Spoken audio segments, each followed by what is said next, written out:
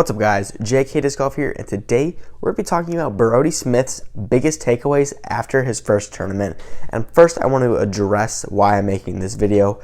Like I said, I've been making these videos about the hottest disc golf news in the disc golf community going on, and right now that happens to be a lot about the coronavirus, a lot about disc golf tournaments being canceled, and I want to step away from that depressing news, and I'm going to go back to Brodie Smith. And I know a lot of people don't really like to listen to videos about Brodie Smith and the amount of attention he's getting, but you can't deny he's definitely the biggest thing in disc golf right now other than the coronavirus. So I think it's a good thing to kind of, after a week's worth of stepping back of Brodie Smith's first tournament at Waco, we can kind of assess everything and what his biggest takeaways were, for the good, for the bad, and what we can see coming forth on to his next tournament, whenever that will be. So off to my first thing, I'm going to say he's off to a good start, guys.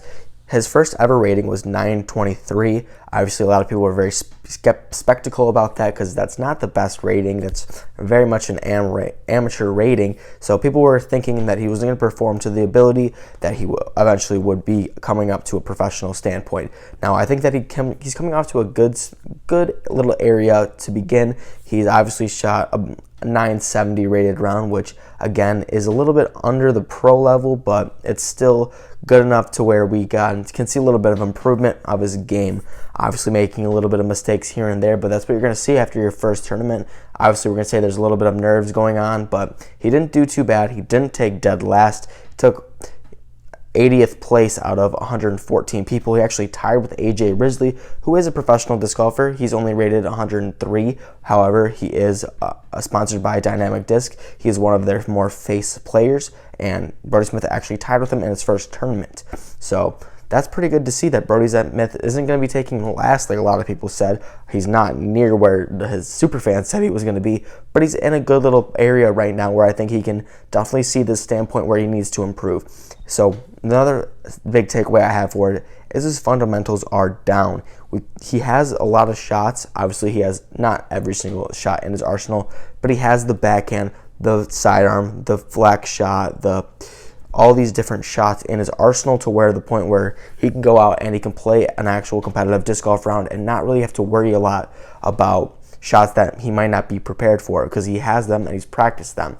And as time goes on, he will know what he needs to work on a little bit more and get a little better at. So, but his fundamentals seem pretty solid right now. Obviously, he's focusing on this backhand. He's getting some power actually behind it now.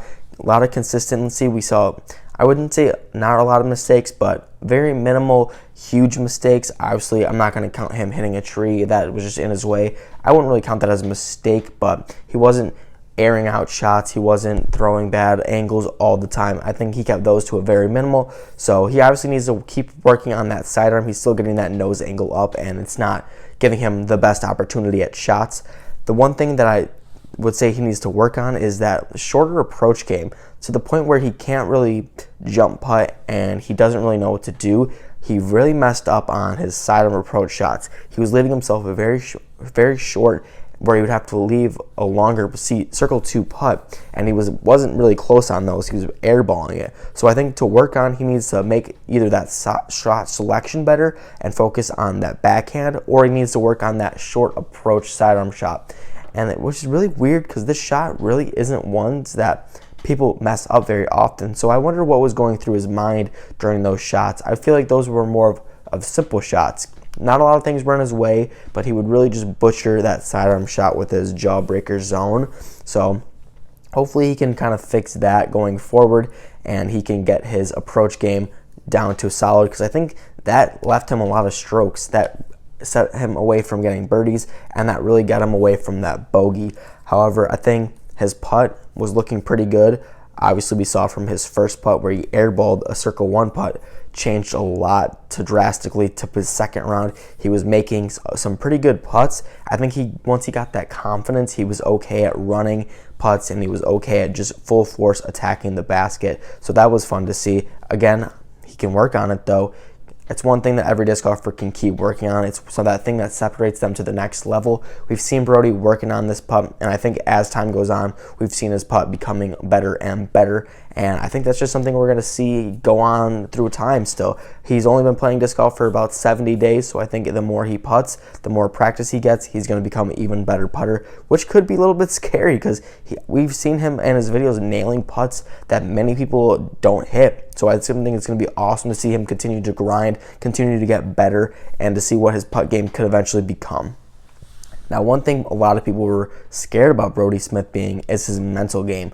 Was it going to affect him shooting bad shots back to back to back? Was that going to affect his overall score? And personally, I don't think it did. He was on a card with Kale, Drew, and Macbeth, and it seemed like he was playing his game. He wasn't getting frustrated. We saw many times with a smile on his face, and I think that he was okay with making small mistakes. It wasn't putting him at a disadvantage.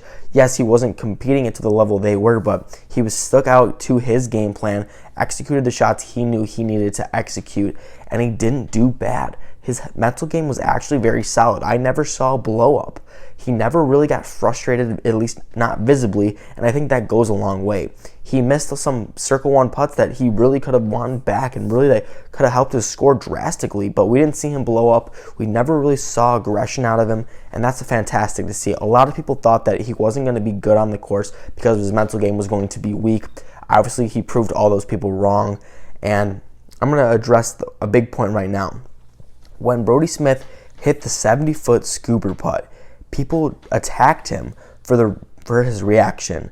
And to me, that doesn't make sense. He made a fantastic shot, and we're going to berate him because he yelled, "Let's go"? Like, come on. He made an awesome shot. Did you not see Drew Gibson in the back reacting the same way, coming up to the basket, not even on his card, to come approach him and congratulate him? Like, come on. Like, you can't, just because he's Brodie Smith, just because he's a new guy, you're going to just say that he's doing bad things? Come on, he made a good putt.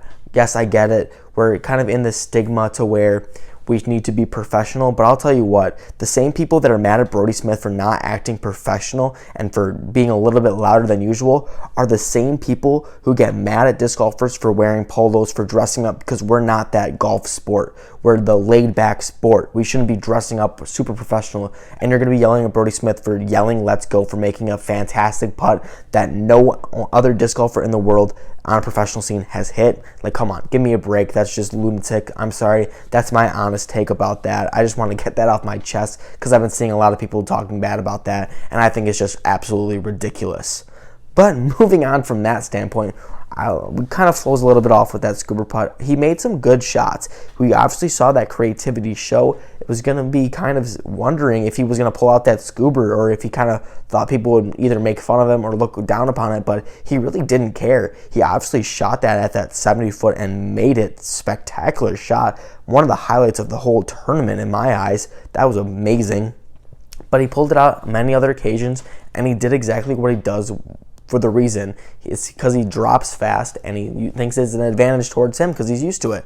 And it was awesome to see him pull it out. He's obviously not scared. He's going to continue to use his strengths, and I think if he's going to continue to be good at this sport, it's something that he has to focus on, is just work on his absolute strengths and not make mistakes. And he really just seemed good, and that goes along with his mental game. He wasn't afraid of what people would think of him, and he just did what he needed to. And I think that's a fantastic little point of his game, is just to not care, play his game the way he practiced it, and it seemed like he did just that. Along with that, we saw him pull out a little bit of ultimate shots with his little patent pending. He pulled out a lot of ultimate style shots, and that goes along with his creativity and a little bit of knowledge. So I think that's a good takeaway, to know that he can pull out a little bit of similar shots and he's not scared in certain situations. So, and the biggest takeaway of this tournament in my eyes is the amount of attention Brodie Smith is getting the sport of disc golf. So many new people wanted to see Brodie Smith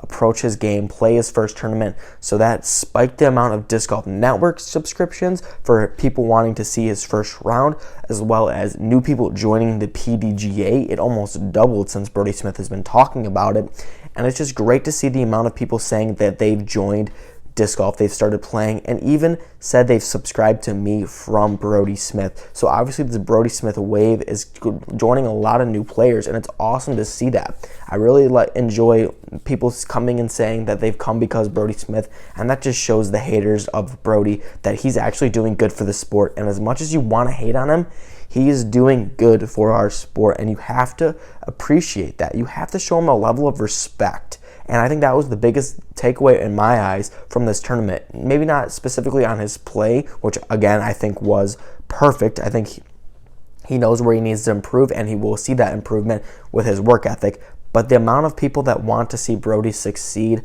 want to see him play, and they're now interested in disc golf is amazing. He is showing the sport so much love through his videos and through his fans. It's just great to see all these new faces and all these new people interested in the sport because of Brodie. And that's just amazing, and I appreciate and I respect Brodie for doing that so much. But if you guys enjoyed this video, make sure to drop a like and continue to subscribe if you haven't already down below. I'm talking about the biggest and hottest things going on in disc golf right now. So make sure you turn that bell on so you get notifications and all of the new videos so you don't miss out on what's going on in the disc golf community, guys. But as always, make sure to keep throwing.